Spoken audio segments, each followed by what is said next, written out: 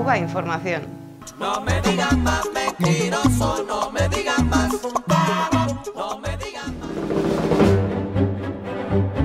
El Departamento del Tesoro de Estados Unidos persigue y sanciona a las navieras que llevan combustible a las centrales termoeléctricas de Cuba. Persigue y sanciona a todo banco internacional que ose realizar transferencias de instituciones cubanas u otorgar créditos para el pago de suministros. Las sanciones de Estados Unidos acabaron en 5 años con el 90% de la producción petrolera de Venezuela, antaño principal suministrador de combustible a Cuba. Además, la Casa Blanca ha conseguido impactar todas y cada una de las fuentes de ingreso de divisas de Cuba.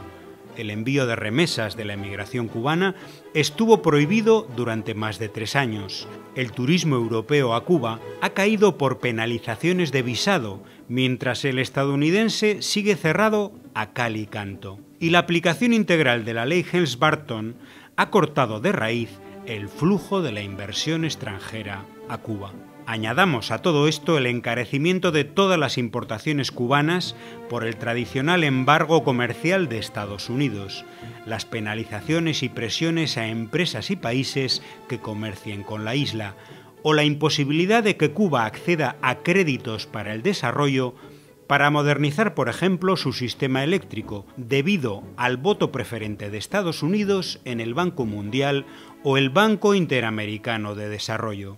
La crisis eléctrica que sufre Cuba es consecuencia de la suma de estos elementos, pero no encontrarán ni una sola mención a ellos en la prensa corporativa internacional.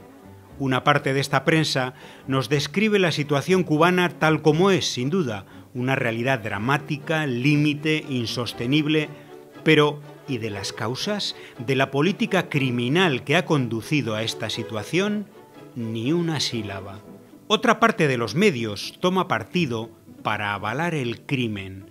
Es el caso del diario El País, cuya especialista en el tema Cuba es Carla Gloria Colomé, quien antes trabajó a sueldo del gobierno de Estados Unidos en el medio El Estornudo. Nos habla con suficiencia de décadas de falta de inversión, de un sistema eléctrico obsoleto que depende todavía de los combustibles fósiles, como si esto fuera una decisión burocrática o caprichosa de La Habana. Todo para tapar la guerra económica impuesta por el gobierno que pagó su salario durante años.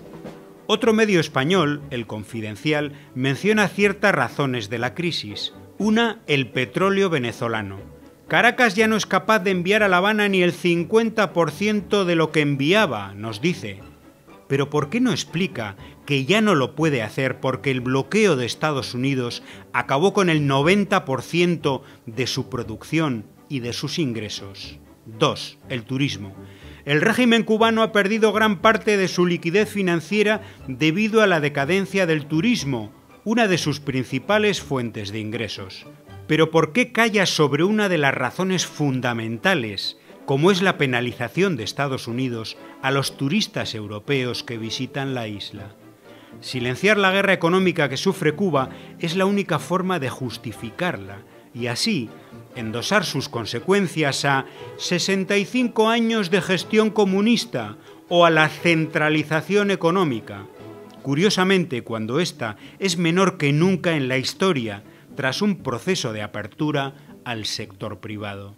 Y en todo esto hay medios que ya dejan caer la siguiente línea de ataque: la supuesta represión. La advertencia del presidente Miguel Díaz-Canel de que no va a permitir hechos vandálicos, aprovechando el apagón, de ocurrir en otro país, sería narrada como la actuación normal de un Estado en defensa de las propiedades públicas y privadas. Pero si es en Cuba, la cosa cambia. Se nos dice que el régimen amenazó con aumentar la represión en contra de quienes protesten, o que el gobierno advierte que no tolerará protestas.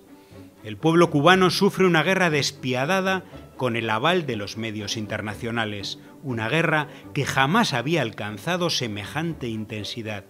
Por eso es necesario activar más que nunca la solidaridad del mundo entero, para parar los pies a los criminales y a sus órganos de propaganda.